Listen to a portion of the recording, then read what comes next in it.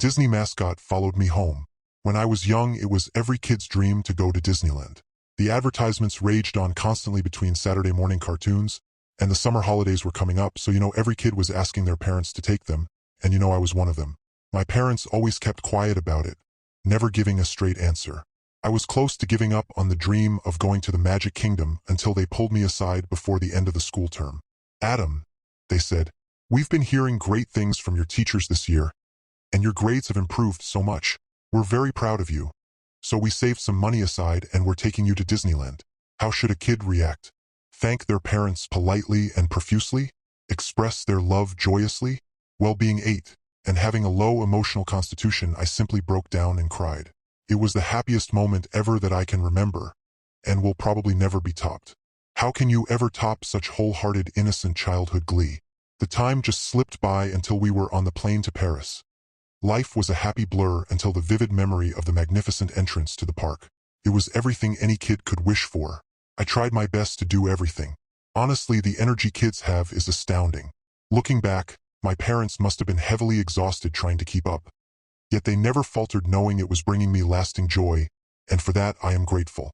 However, it had cost them a pretty penny for the whole trip, and one memory stands out to me, which is the reason why I'm writing this. We were at the gift shop, and they were picking up various merchandise and suggesting we buy it as a souvenir. Everything they picked up were simple little trinkets. Little keychains, fridge magnets, and other little pieces. I wasn't having any of it. It wasn't enough to encapsulate my feelings for the trip. I kept going back to an intricate glass figurine of a beautiful Disney character. I can't even say which one, because it's been so long, and there's a more detailed part of this story that is more ingrained in my memory. The figure cost around €120, which was a lot for the time. Way too much for my parents. They obviously said no every time, and this next part saddens me. I became irate. I was one of those kids, kicking and screaming and pointing at the thing I wanted, being very loud and obnoxious. I still remember the embarrassed look on their face. We left without buying anything, and I was left with no souvenir, or so they thought. What they didn't know is later that day I went back in the shop. I was 8, so I was small enough to duck behind shelves without looking too suspicious. I reached over to the figurine and hid it in my Mickey Mouse hat. I looked over to the shopkeeper. He was busy with a customer. The other customers didn't notice. I thought I got away with it, until I noticed far out of the door, there was a mascot facing my direction. At first I thought he saw me, but in my mind I figured he couldn't have. I reasoned that the visibility in those things were terrible, and that he was probably just facing the store because he was trying to attract new customers in, and thanking customers who left. When I walked past, he simply turned his head as I made my way back to my parents. He made no attempts to confront me. Past then, my memory fades. I simply went back to being a kid in school, sharing memories with other kids who managed to go for the holidays, and scoffing at the kids who never managed to go. It's an amusing concept looking back, but it created an almost serious dichotomy back in the day. It wasn't until a few weeks later that I started seeing some weird things happen.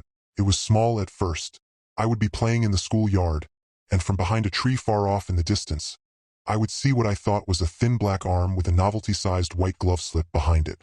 A strange sight to see. However, there were white pigeons in the area, and it was dark in that part of the woods, so it was easy to explain it away. And this continued from then on.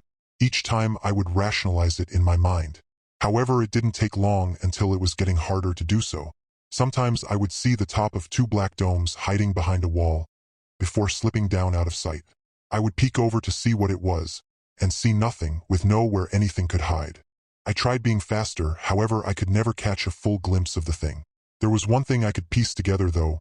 Based on all the parts I'd seen hiding, it was definitely a Mickey Mouse mascot.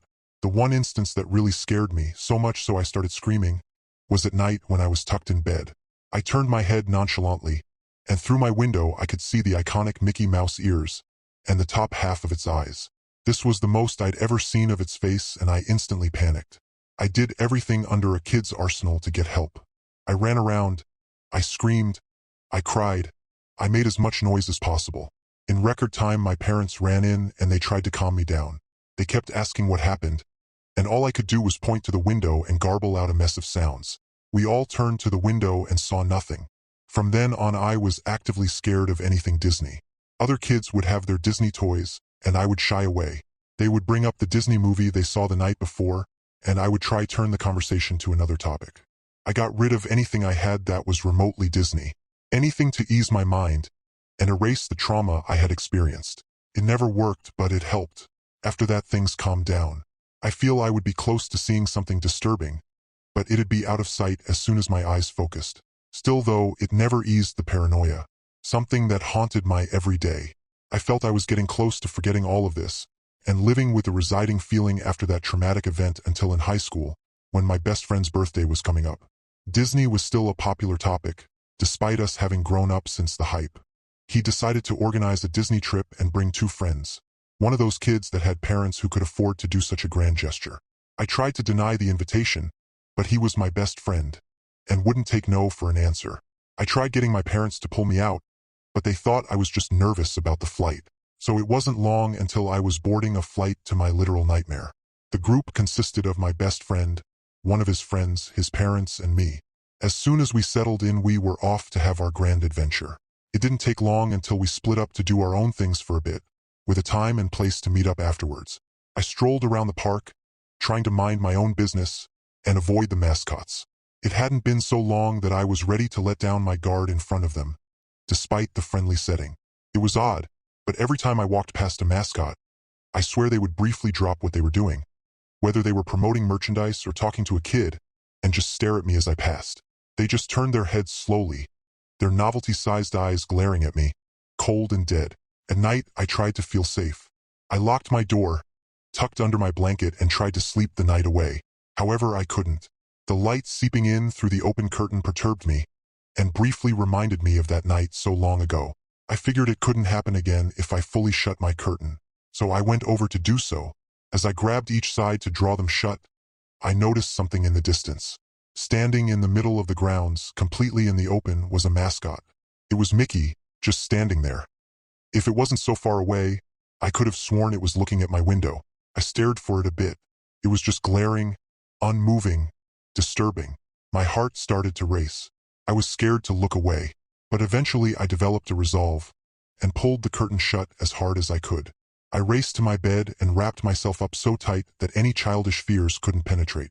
And I slept to the gently sound of something soft brushing my window, and what I fear now was heavy breathing.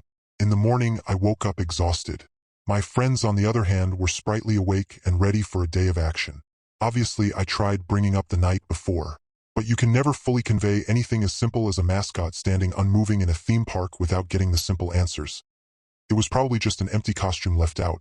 It was probably a mascot on break. I was probably just dreaming it. Seems it's easy to believe the simple solution that to humor the terrifying one. I stayed alert for the rest of the trip, pretending to enjoy the place around my friends and the parents, and keeping a low profile while alone. Felt like an eternity, but I made it home in one piece. I want to say things calmed down from here, but they didn't. It got worse. The mascot that haunted my childhood seemingly stopped bothering to hide. I would catch it just standing out in the open, taunting me with its presence. When my parents drove me to school, I would catch glimpses of Mickey facing the direction of the car between alleys. While out shopping, it'd be standing behind a moving crowd, slowly holding out its hand, before fading away behind the hustle. I distinctly remember one instance in my mom's office building. It was some learning experience week at school, and I decided to work as a runner my mom's office for a week. The elevators there had those narrow porthole windows to view each floor as you passed, while with others they functioned exactly as intended. However, in the brief instance I was alone, I saw snapshots of Mickey flash by each floor. I freaked out at this, terrified for my life, dreading the time in which the elevator would stop. The worst was at night. If I forgot to close my curtains, I would just see that horrifically sized head just staring at me through the window. I couldn't call someone, why bother? It'd just slip away as soon as they came. Trying to take a picture ended in the same result. A running motif over time was his hand. I would sometimes see him either raising it, palm side up, or it would already be held out, almost as if it wanted something. It didn't take me long to think of a solution. The figurine. I frantically rummaged through my old childhood items, toys, books, and the like. Nothing Disney, of course. I got rid of everything as a child when I was terrified for my life. I no doubt had gotten rid of the figurine. I was mortified at this thought. My next idea was a simple one. While at the school library, I Googled the exchange rate of the euro for the year I went to Disney and scraped up my pocket money. I had the right amount, so I did something any other kid would think is crazy. I left it out on my doorstep. I know that anyone could take it, but if it was gone in the morning, I'd at least have some hope that it would appease this nightmare. I left the notes on the doorstep under a note apologizing for what I did. I placed a small rock on it to keep it from blowing away, and I went to bed. That night, I did something that terrified me as a kid. I slept with the curtains open. I wanted to wait until it was late and see if that horrific icon would be staring at me. I woke up in the dark hours of the morning. I took a few deep breaths for courage, closed my eyes with a quick prayer, and spun around to check. Nothing. Was it over? Had I managed to end years of torment? I walked over to my window to see if there were any signs of the thing, gaining steady confidence with each step. I was excited. Excited to live a life without flinching at every possible hiding spot. Excited to leave the house confidently. Excited to have my independence back. This all ended when I stared into my garden. There it was, staring as it did in my second trip to Disneyland. I stared back, not only in horror but sadness. Sadness that my newfound confidence and excitement was crushed so quickly. As I looked on, it raised its hand, and that's when I realized something. Maybe it's not holding its hand out for the item back or any kind of repayment. Maybe it's holding its hand out for me? I know this sounds insane, but I may take it up. Maybe it wants to tell me something, or even show me something. Whatever the case, I needed all this down before I went. If this ends here, presume the worst.